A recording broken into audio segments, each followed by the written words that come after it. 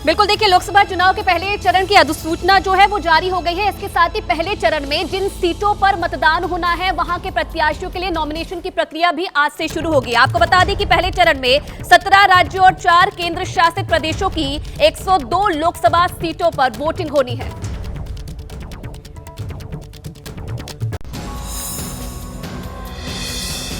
लोकसभा चुनाव के first phase में जहां जहां वोटिंग होनी है वहां आज से नामांकन प्रक्रिया शुरू हो जाएगी। पहले फेज में जिन 102 सीटों पर मतदान होना है उनमें सबसे ज्यादा तमिलनाडु की 39 सीट, राजस्थान की 12, उत्तर प्रदेश की 8, बिहार की 4, उत्तराखंड की 5, पश्चिम बंगाल की 3, मध्य प्रदेश की 6, महाराष्ट्र की 5, अरुणाचल प्रदेश की 2, असम की 4, मेघालय की 2, छत्तीसगढ़ की 1, मणिपुर की 2, मिजोरम, नागालैंड, सिक्किम, त्रिपुरा, अंडमान एंड निकोबार, जम्मू कश्मीर, लक्षद्वीप और पुदुचेरी की एक सीट शामिल है। पहले चरण के लिए लोकसभा के चुनावी दंगल में उतरे प्रत्याशी आज से 27 मार्च तक नामांकन दाखिल कर सकेंगे। 28 मार्च को नामांकन पत्रों की जांच होगी। 30 मार्च को नाम वापसी का आखिरी दिन है। और देखिए वहीं कांग्रेस भी अपने उम्मीदवारों की 2 लिस्ट जारी कर चुकी है और 2 लिस्ट में 82 नामों पर मुहर लगाने के बाद अब बारी है तीसरी लिस्ट की, जिसके लिए आज फिर कांग्रेस सीसी की बैठक होने वाली है और माना जा रहा है कि तीसरी लिस्ट भी बहुत जल्द सामने आ सकती है।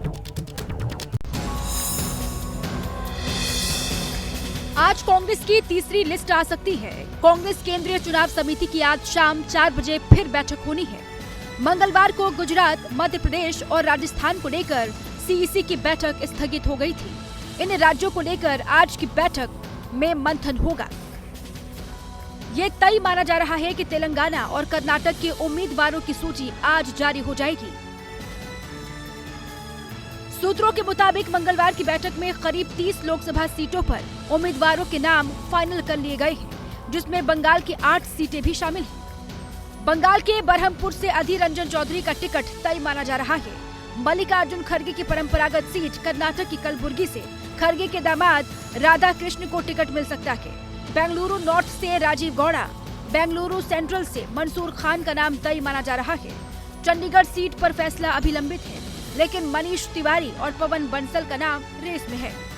देखिए, कांग्रेस ही नहीं बल्कि बीजेपी भी अब तक अपनी 2 लिस्ट जारी कर चुकी है और आधी से ज्यादा सीटों पर उम्मीदवारों के नामों का ऐलान कर चुकी है। तीसरी लिस्ट पर लगातार मंथन जारी है। आपको बता दें कि अब तक जो है मंगलवार की देर रात पहले पीएम आवास पर मंथन हुआ और फिर बीजेपी कोर ग्रुप की मीटिंग हुई है।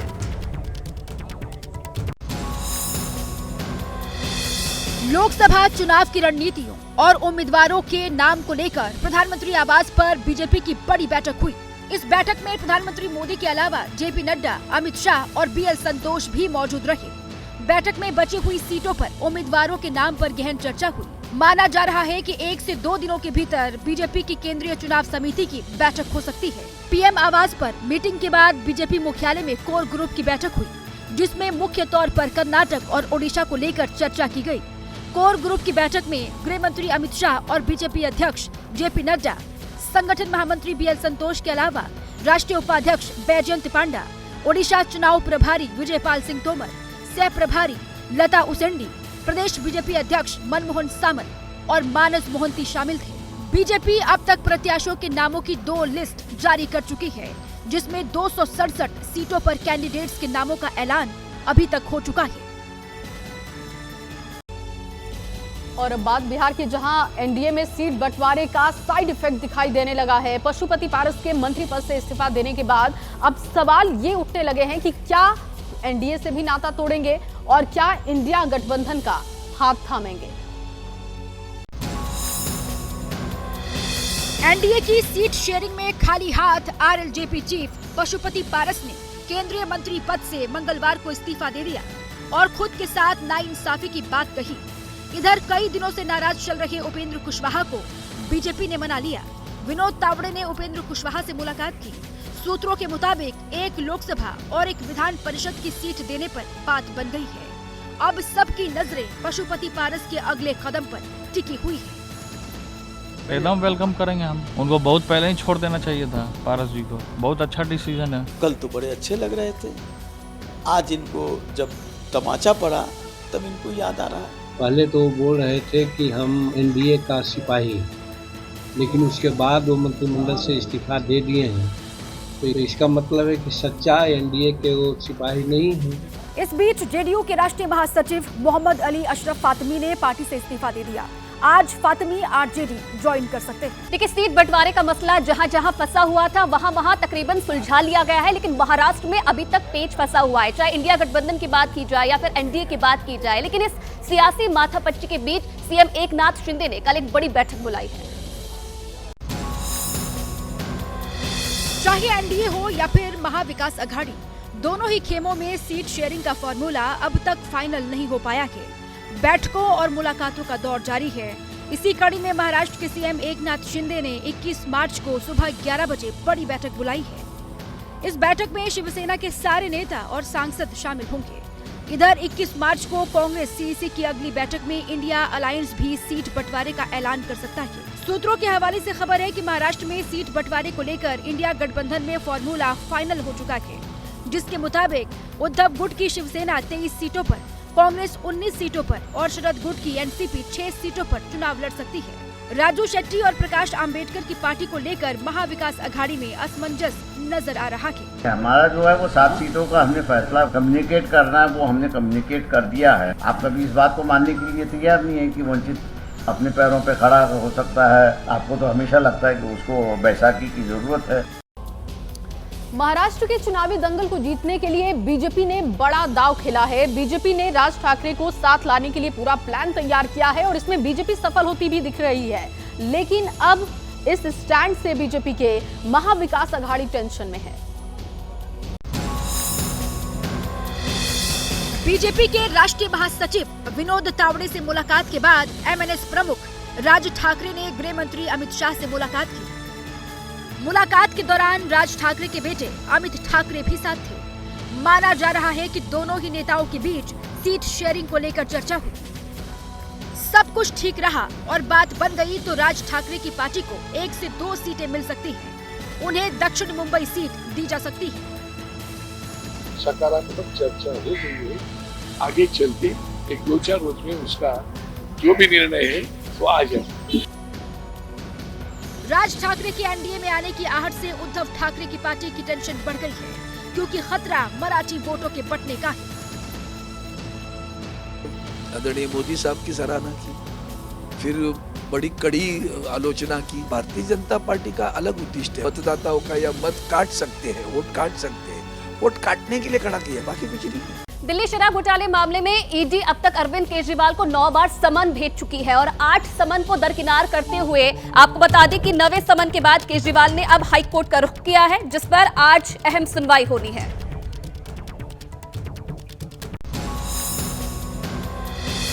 दिल्ली शराब घोटाले में ईडी के समन के खिलाफ दिल्ली के सीएम अरविंद केजरीवाल ने दिल्ली हाई कोर्ट का दरवाजा खटखटाया है। केजरीवाल ने दिल्ली हाई कोर्ट में याचिका दायर कर ईडी के समन को गैर कानूनी बताया है। ईडी ने 9वां समन जारी कर केजरीवाल को 21 मार्च को पूछताछ के लिए बुलाया है। ईडी अब तक केजरीवाल को 9 समन भेज चुकी है। ईडी की ओर से केजरीवाल को पहला समन 2 नवंबर 2023 को, दूसरा समन 21 नवंबर 2023 को, तीसरा समन 3 जनवरी 2024 को, चौथा समन 18 जनवरी 2024 को, 5वां समन 2 फरवरी 2024 को, छठा समन 19 फरवरी 2024 को, 7वां समन 26 फरवरी 2024 को, 8वां समन 4 मार्च 2024 को और 9वां समन 17 मार्च 2024 को भेजा गया है। अब डेस्परेशन हो रही है भारतीय जनता पार्टी को कि अरविंद केजरीवाल जी को गिरफ्तार किया जाए। वो अगर भारतीय जनता पार्टी के खिलाफ रैलियां करेंगे अलग अलग राज्यों में तो भाजपा को नुकसान होगा। और अब खबर उत्तर प्रदेश के बदायूं से, जहां डबल मर्डर के बाद से लगातार तनाव की स्थिति बनी हुई है। बड़ी खबर आपको दे दें, वारदात के बाद हंगामा बरपने में देर नहीं लगी, लेकिन जब तक लोगों के गुस्से की आग और धधकती, पुलिस एनकाउंटर में आरोपी को ढेर किया जा चुका है। यूपी के बदायूं में 2 मासूमों की हत्या के आरोपी जावेद को एनकाउंटर में मार गिराया गया है। बाबा कॉलोनी इलाके में मामूली विवाद में आरोपी जावेद ने हमला कर 2 बच्चों की हत्या कर दी थी। मासूमों की हत्या के बाद इलाके में हंगामा शुरू हो गया। नाराज लोगों ने तोड़फोड़ शुरू कर दी। भारी तादाद में पुलिस फोर्स मौके पर पहुंची। पुलिस ने आरोपी जावेद की तलाश शुरू की। पुलिस जब जावेद तक पहुंची तो उसने पुलिस टीम पर फायरिंग कर दी। जवाबी फायरिंग में जावेद मारा गया। शाम को यहाँ पर एक दुर्भाग्यपूर्ण घटना हुई जिसमें कि 2 बच्चों की नृशंस हत्या हुई और इस हत्या की सूचना पर पुलिस भी मौके पहुंची और वहाँ पर से अपराधी का पीछा किया गया। बाद में अपराधी जो था उसने पुलिस पर फायर करने का प्रयास किया, फायर किया। पुलिस ने अपने बचाव में फायर किया। इस एक्सचेंज ऑफ फायर में उसकी जो है अपराधी की जो मौके मौत हो गई और उसको जो है पुलिस आगे पर कार्रवाई कर रही है। इधर आज मथुरा श्री कृष्ण जन्मभूमि मामले को लेकर जो है इलाहाबाद हाईकोर्ट में सुनवाई होनी है। मुस्लिम पक्ष की बहस लगभग पूरी हो चुकी है और अब हिंदू पक्ष की बहस की बारी है। मथुरा में श्री कृष्ण जन्मभूमि मामले पर आज इलाहाबाद हाईकोर्ट में सुनवाई होगी। आज सुनवाई जस्टिस मयंक कुमार जैन की सिंगल बेंच में होगी। सुनवाई की शुरुआत सुबह 11:30 बजे होगी। सबसे पहले मुस्लिम पक्ष अपनी बची हुई दलील पेश करेगा। इसके बाद हिंदू पक्ष को बहस का मौका दिया जाएगा। कोर्ट में अभी हिंदू पक्ष की ओर से दाखिल किए गए 1.5 दर्जन मुकदमों के औचित्य को लेकर बहस हो रही है। पिछली सुनवाई में मुस्लिम पक्ष ने हिंदू पक्ष की ओर से दायर याचिकाओं को रद्द करने की मांग की थी। वहीं दूसरी ओर हिंदू पक्ष ने शाही ईदगाह मस्जिद में सीढ़ियों के पास कुएं में पूजा की परमिशन मांगी है। हिंदू पक्ष ने कहा है कि मस्जिद परिसर में स्थित कुआं कृष्णकूप है। शीतला सप्तमी और शीतला अष्टमी पर यहाँ पहले भी पूजा अर्चना होती रही है। बाद में प्रशासन ने यहाँ पूजा बंद करा दी थी। इस बार सप्तमी और अष्टमी 1 और 2 अप्रैल को पड़ रही है, लिहाजा हिंदू पक्ष ने सुरक्षा के बीच पूजा की इजाजत मांगी है। और ब्रेक के बाद एक बार फिर से स्वागत है आप सभी का। देखिए, लोकसभा चुनाव के पहले चरण का रण आज से शुरू हो गया है, लेकिन महाराष्ट्र में जो सीट शेयरिंग का फॉर्मूला है उस पर अभी तक बात नहीं बन पा रही है। चाहे एनडीए की बात करें, चाहे इंडिया गठबंधन की बात करें। हालांकि इंडिया गठबंधन की माने तो सीटों को लेकर लगभग तालमेल जो है वो बन चुका है और 1 से 2 दिन में इसे लेकर जो है ऐलान भी कर दिया जाएगा। लेकिन सीट शेयरिंग के फॉर्मूले को लेकर इंडिया गठबंधन में दरारें भी दिखने लगी है। वहीं दूसरी तरफ अगर एनडीए की बात की जाए तो जिस तरीके के लगातार नए समीकरण बन रहे हैं उसकी वजह से सीट शेयरिंग में दिक्कतें हो रही है।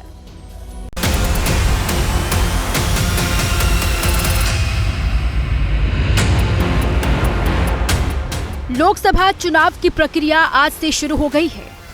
पहले चरण में महाराष्ट्र की 5 सीटें शामिल हैं। पहले फेज के तहत 19 अप्रैल को रामटेक, नागपुर, भंडारा गोंदिया, गढ़चिरौली, चिमूर और चंद्रपुर में वोट डाले जाएंगे। चुनावी सरगर्मी बढ़ गई है, लेकिन ना तो एनडीए और ना ही इंडिया अलायंस के बीच सीट शेयरिंग का ऐलान हो पाया है।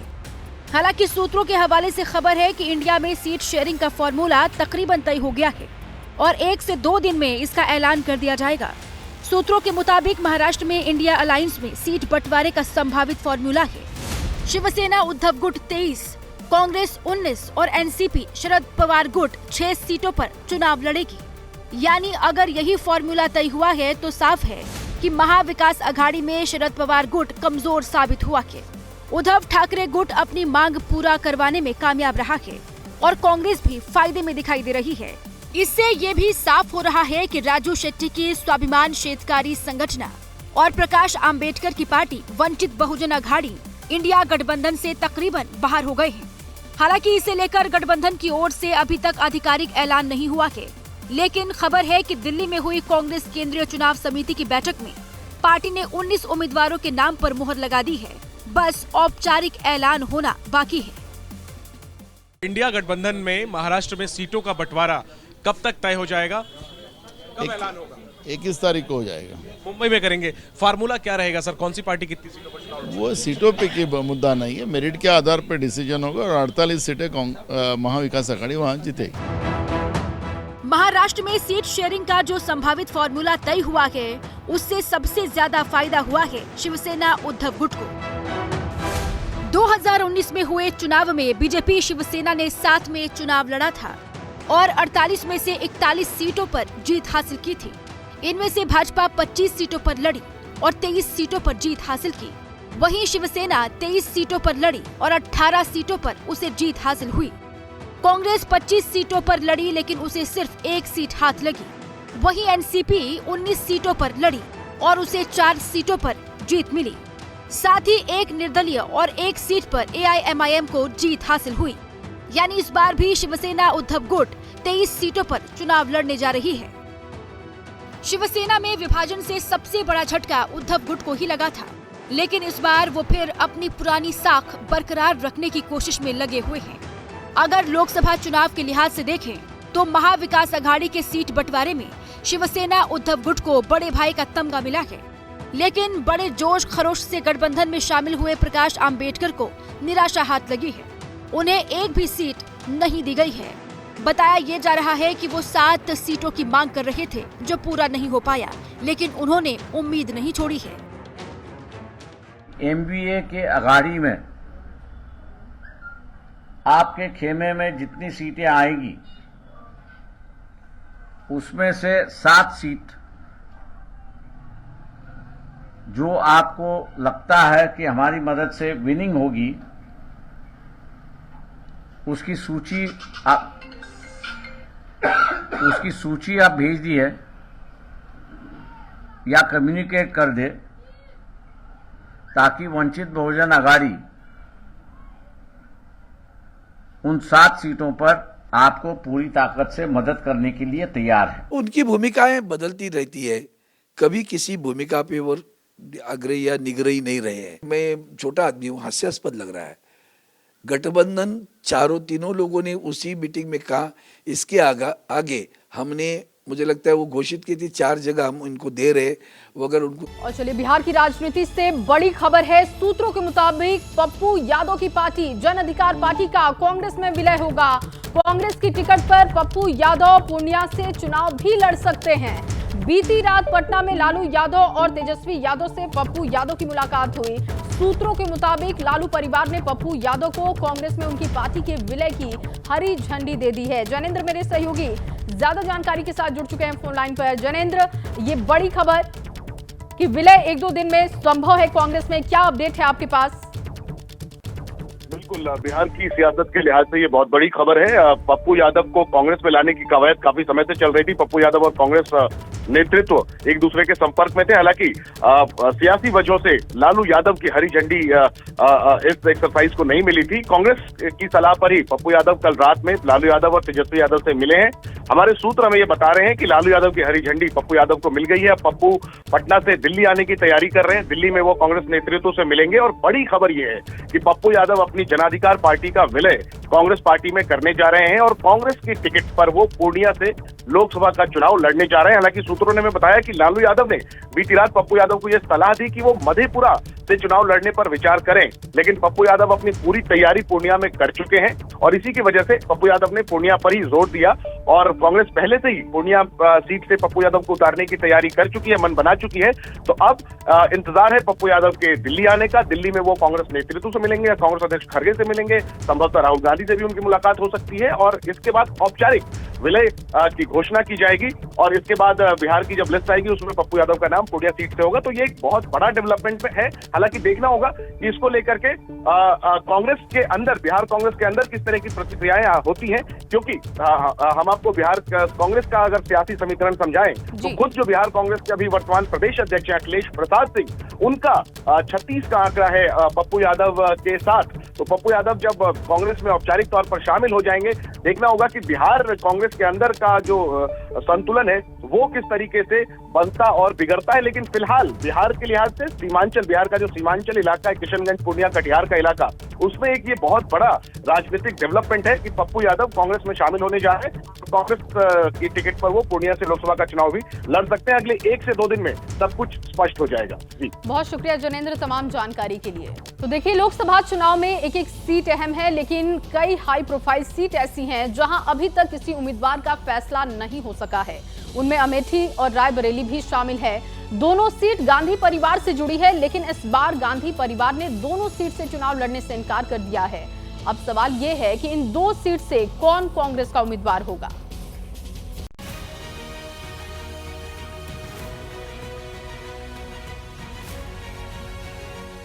लोकसभा चुनाव का बिगुल बज चुका है। पहले चरण का रण आज से शुरू भी हो जाएगा, लेकिन कई हाई प्रोफाइल सीटों पर अब भी सस्पेंस बना हुआ है। इस लिस्ट में सबसे ऊपर है अमेठी और रायबरेली सीट।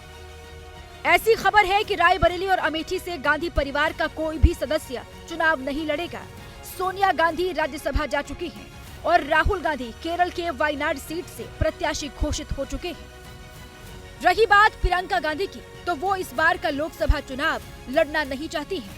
अब सवाल इससे आगे का है, इन दोनों सीटों पर कांग्रेस का चेहरा कौन होगा। सबसे पहले बात अमेठी की। कांग्रेस ने अमेठी के लिए अब जो रणनीति बनाई है उसके मुताबिक स्मृति ईरानी के सामने सुप्रिया श्रीनेत को चुनाव लड़वाया जाए, लेकिन उन्होंने मना कर दिया है।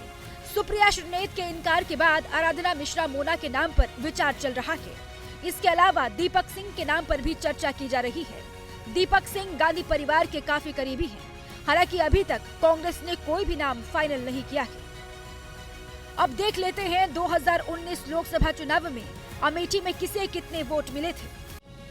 राहुल गांधी को पिछले चुनाव में 4,13,000 वोट मिले थे, जबकि स्मृति ईरानी को 4,68,000 वोट मिले थे। यानी राहुल गांधी 55,000 वोटों से चुनाव हार गए थे। लोकसभा चुनाव में 55,000 वोट की हार इतनी बड़ी भी नहीं होती कि कोई पार्टी निराश हो जाए, लेकिन जो आंकड़े हैं वो कुछ और ही संकेत दे रहे हैं। 2009 में राहुल गांधी अमेठी से 3,70,000 वोट से चुनाव जीते थे। 2014 में 1,07,000 वोट से जीते और 2019 में उनकी हार हो गई। अब सवाल ये कि क्या 2024 में हार का आंकड़ा और बढ़ेगा और क्या इसी वजह से राहुल गांधी यहां से किनारा कर रहे हैं। अमेठी से कांग्रेस के भावी प्रत्याशी को लेकर सबसे ज्यादा बेचैनी कांग्रेस के ही कार्यकर्ताओं में है। दिल्ली पहुंचे अमेठी से कांग्रेस के कार्यकर्ताओं ने राहुल गांधी से चुनाव लड़ने की अपील की, लेकिन राहुल इशारों ही इशारों में ये संकेत दे चुके हैं कि वो अमेठी से चुनाव नहीं लड़ेंगे। हमारी सीसी है, खाड़गे जी है, वो ऑर्डर देंगे, मैं करूंगा जो भी उनकी राय है। मैं कांग्रेस पार्टी का सिपाही हूं, जो ऑर्डर मिलेगा करूंगा। अब बात रायबरेली की। पिछले दिनों जब राहुल गांधी भारत जोड़ो न्याय यात्रा लेकर निकले थे, तो उनका काफिला रायबरेली और अमेठी भी पहुंचा था। हालांकि प्रियंका गांधी बीमार होने के चलते शामिल नहीं हो पाई थी और यहीं से ये भी साफ हुआ कि प्रियंका रायबरेली जाकर चुनाव लड़ने का कोई मैसेज नहीं देना चाहती। प्रियंका गांधी भी रायबरेली से चुनाव नहीं लड़ती हैं, तो सवाल है कि यहाँ से कांग्रेस का चेहरा कौन होगा। 2009 में सोनिया गांधी वहां से 3,72,000 वोटों से चुनाव जीती। 2014 में हार का अंतर थोड़ा कम हुआ और वो 3,52,000 वोटों से जीती, लेकिन 2019 में उनकी जीत 1,67,000 वोटों के अंतर से हुई। यानी 5 साल के भीतर उनकी जीत के अंतर में करीब करीब 2 लाख वोटों की कमी आ गई। यानी रायबरेली की सीट पर भी इस बार कांग्रेस के सामने बड़ी चुनौती है। वैसे भी बीजेपी का पूरा फोकस अमेठी जीतने के बाद अब रायबरेली पर है। रायबरेली के ऊंचाहार से समाजवादी पार्टी के विधायक मनोज पांडे बीजेपी के संपर्क में है। रायबरेली बपौती नहीं है, वो बपौती होगी जो जनता की सेवा किया होगा, जिसने गरीबों को अनाज दिया होगा। पोस्टर से नहीं होगा, कौन जनता और गरीब के साथ खड़ा होता है। सबसे बड़ी जात है दुनिया में, वो है गरीब। आप कोई जातियों का विभाजन करिए, सबसे पहले आपको गरीब देखना पड़ेगा। भारतीय जनता पार्टी अगर रायबरेली से मनोज पांडे का नाम आगे करती है, तो कांग्रेस के सामने बहुत बड़ा संकट पैदा हो सकता है। वो भी तब जब रायबरेली से कांग्रेस का खेमा किसी मजबूत और भरोसेमंद चेहरे की तलाश में है। आगे बढ़ेंगे, जहां लोकसभा में सवाल पूछने के बदले पैसे और गिफ्ट लेने यानी कि कैश फॉर क्वेरी मामले में टीएमसी की पूर्व सांसद महुआ मोइत्रा की मुश्किलें बढ़ गई हैं। बीजेपी सांसद निशिकांत दुबे की शिकायत पर लोकपाल ने सीबीआई जांच कराने का फैसला सुनाया और 6 महीने के अंदर रिपोर्ट सौंपने का आदेश भी दिया।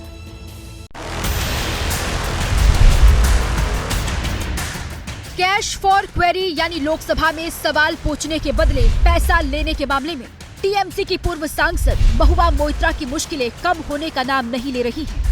इस मामले की अब जांच सीबीआई को सौंप दी गई है। लोकपाल ने सुनवाई के बाद महुआ केस की जांच सीबीआई से करवाने के आदेश दे दिए। बीजेपी सांसद निशिकांत दुबे ने महुआ मोइत्रा को लेकर पोस्ट किया। उनकी शिकायत को सही मानते हुए लोकपाल ने महुआ मोइत्रा के खिलाफ सीबीआई को जांच करने का आदेश दिया। निशिकांत दुबे ने आरोप लगाया कि चंद पैसों के लिए टीएमसी की पूर्व सांसद ने हीरानंदानी के साथ भ्रष्टाचार और देश की सुरक्षा को गिरवी रखा। महुआ की सीबीआई जांच का आदेश अहम माना जा रहा है, क्योंकि कैश फॉर क्वेरी केस में उन्होंने सुप्रीम कोर्ट में याचिका दी है, जिस पर सुनवाई जारी है। अगली सुनवाई मई में होगी।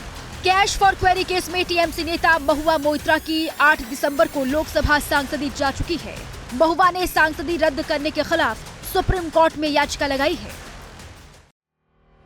महुआ मोइत्रा पर बीजेपी सांसद निशिकांत दुबे ने आरोप लगाया था कि महुआ ने लोकसभा में पैसे लेकर सवाल पूछे। स्पीकर ने जांच के लिए एथिक्स कमेटी बनाई। एथिक्स कमेटी की रिपोर्ट में महुआ को दोषी माना गया था, जिसके बाद 8 दिसंबर 2023 को उनकी लोकसभा की सांसदी रद्द कर दी गई। कैश फॉर क्वेरी केस में 4 अहम किरदार हैं। पहला, टीएमसी नेता महुआ मोइत्रा, जो 2019 में टीएमसी के टिकट पर कृष्णानगर से लोकसभा चुनाव जीती, संसद में काफी मुखर रही है और कई मंत्रालयों से जुड़े सवाल पूछे। इस केस में दूसरा किरदार है बीजेपी सांसद निशिकांत दुबे। उन्होंने ही महुआ पर आरोप लगाए थे कि महुआ ने लोकसभा में सवाल पूछने के लिए पैसे और तोहफे लिए थे। इस केस में तीसरा किरदार है Darshan Hiranandani, real estate company Hiranandani group के सीईओ।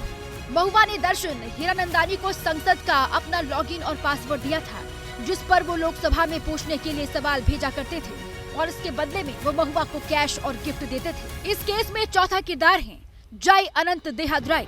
अनंत और महुआ मोइत्रा दोनों पहले से दोस्त थे। बाद में दोनों में झगड़ा हो गया। अनंत ने ही सीबीआई में मोइत्रा के खिलाफ सबूत देकर शिकायत दर्ज कराई थी।